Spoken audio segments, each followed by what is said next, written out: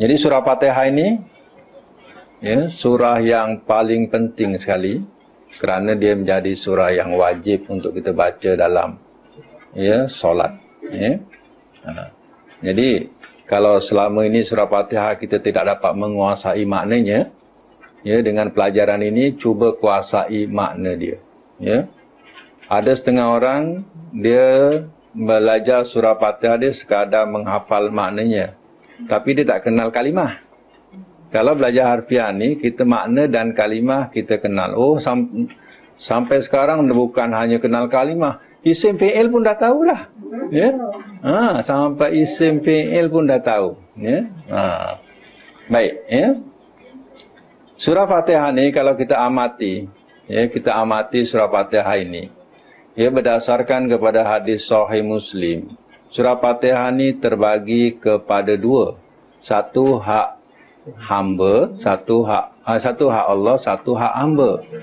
Hak Allah hanya sampai kepada ya iyyaka na'budu wa iyyaka nasta'in.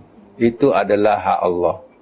Hak hamba mula daripada ihdinas siratal mustaqim. Ya. Jadi kalau boleh lah, ya, kalau boleh kita solat jangan baca wasol. Tahu baca wasol? Baca sambung. Saya tahu perempuan nafas panjang. Satu nafas baca surah Fatihah boleh habis. Ya. Panjang nafas. Ya. Nombor satu, orang kaki menyelam. Ya. Kalau orang kaki menyelam ni nafas dia panjang. Ya. Surah Fatihah satu nafas boleh baca. Ya. Tapi dalam kita membaca, dalam apa kita solat, sebaiknya jangan dibaca wasol. Wasol ni baca apa? Sambung. Elok baca satu-satu. Ya. Ketika kita solat. Ya. Dalam hadis Sahih Muslim diterangkan bila kita baca Alhamdulillahirabbil alamin, apa maknanya? Allah sambut hamidani abdi, oh hamba-Ku puji aku. Ya. Disambut oleh Allah. Ya. Bila kita baca Ar-Rahmanir Rahim, ya, asna alai abdi, oh hamba-Ku yang menyanjung aku. Bila kita baca Malik Yaumiddin, majadani abdi, oh hamba-Ku ya memuliakan daku. Jadi pujian-pujian yang kita sebut ni mengikut dalam hadis Muslim tu, ya, disambut oleh Allah Taala. Bila kita sampai iyyaka na'budu wa iyyaka nasta'in, ya, akan Kau kami sembah dan akan Kau kami minta pertolongan, ya. Haza baini abdi wali abdi masalah. Inilah tali perhubungan aku dengan hamba-Ku, dan hamba-Ku bolehlah meminta apa yang dia mahu.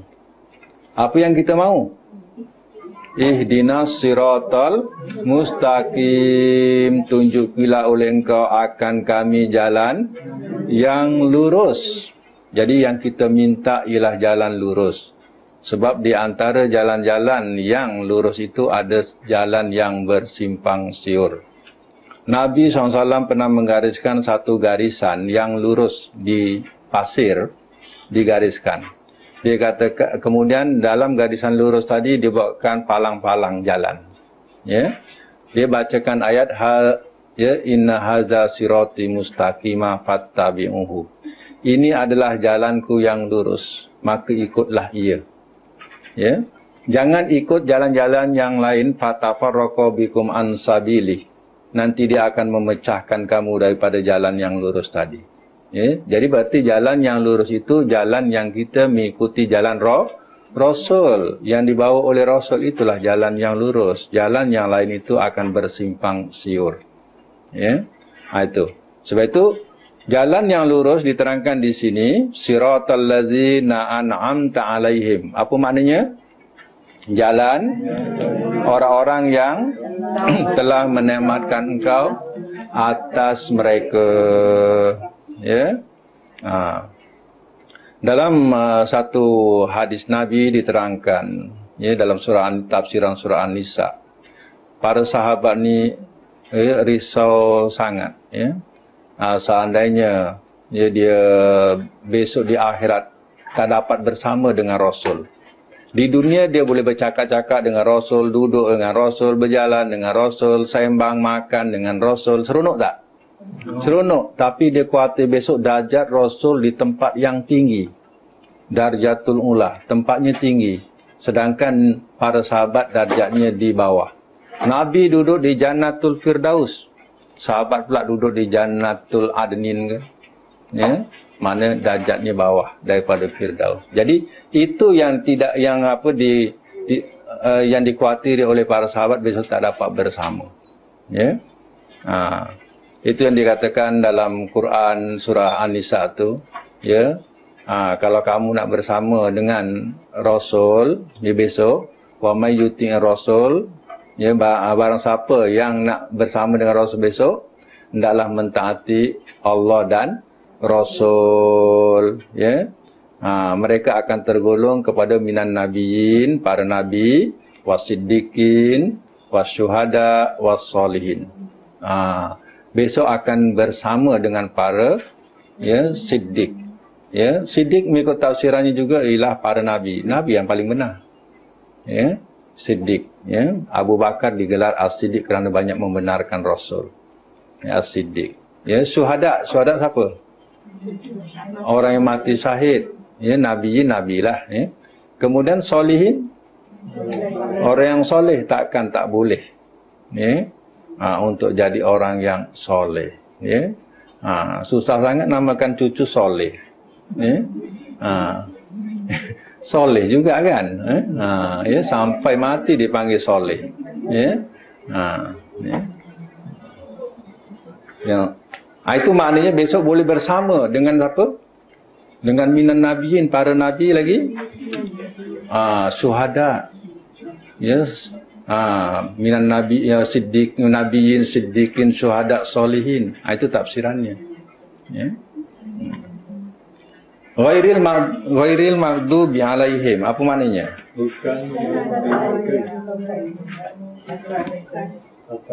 Bukan yang dimurkai atas mereka. Kalau kita buka keseluruhan tafsir, siapa yang dimurkai di sini?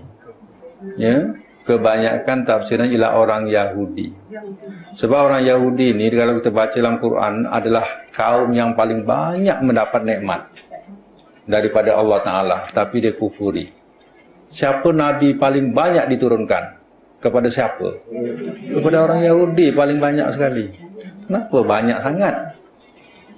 Baik, ya. Sebab kenapa mereka banyak apa? Nabi. Mungkin kalau kita kaji, kerana apa? Kerana mereka ni bangsa yang degil. Sebab itu perlu banyak pendai atau pendakwah.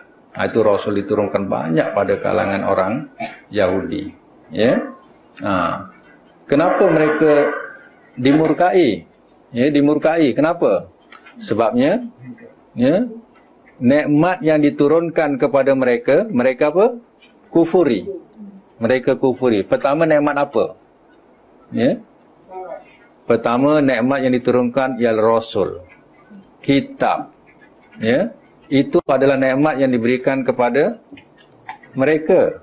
Ya. Tapi mereka kufuri. Itu maksudnya Allah murkai mereka. Ada tak bangsa lain pernah diturunkan makanan daripada langit? Tak ada, tapi Bani Israel pernah diturunkan makanan, hidangan daripada apa? Langit. Boleh baca surah Al-Ma'idah. Hujung-hujung ayat diturunkan. Berdulang-dulang diturunkan jadi kenduri hari itu. Ya, kenduri makan resepi daripada apa? Langit. Ya. Lepas dah sendawa, dah kenyang semua, ya, dia katakan ini sihir Isa.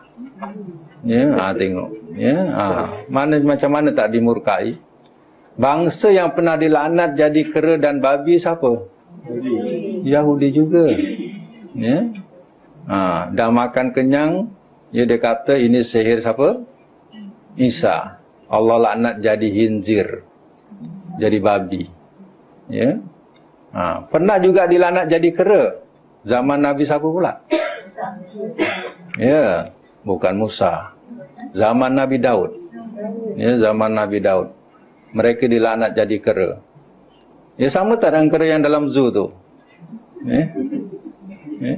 Ya. Sama keranya. Ya. Bukan. Perangainya sama. Ya, perangai. Dia mengikut tafsir hanya 2 minggu saja mereka hidup. Ya, jadi kera. Daripada kera. Sebenarnya dia lah jadi kera, bukan kita. Dia buat teori jadi manusia daripada kera, dia lah tu. Ya. 2 minggu. Ya. Makhluk yang pernah atau manusia yang pernah dilaknat menjadi binatang, ya, khinzir dan juga kirodatan, kirdun, kera, itulah dia, iaitu Yahudi. Bangsa dia yang pernah dilaknat menjadi kera dan babi. Bangsa lain tak ada, ya, tidak diterangkan, tapi dalam Quran wujud, dinyatakan demikian. Sebab itu kita mengatakan dalam ayat ni ghairil maghdubi alaihim, bukan apa? Yang dimurkai atas mereka. Kita tak mahu supaya kita juga termasuk dimurkai macam mana mereka dimurkai. Ya, jadi alhamdulillah kita orang Melayu, ya, mak bapak kita, moyang kita dulu dah beragama Islam, kita pun ikut beragama Islam, tak ada, ya, tolak-tolak. Ya, terus kita mengikuti terus. Oleh kerana mungkin kerana kita ikhlas solat, walaupun tak solat kita belum sempurna sangat pun, tapi kerana keikhlasan tadi Allah pimpin lama-lama kita punya solat dah baik, kita punya Islam pun dah baik. Ya, ini maksud-maksud daripada huraian atau tafsiran lafaz yang kita baca hari-hari ihdinas siratal mustaqim tu, ya. Dia makan masa jangka panjang. Kerana apa? Kita istiqamah, lurus, ikhlas, ya. Allah pun pimpin, ya.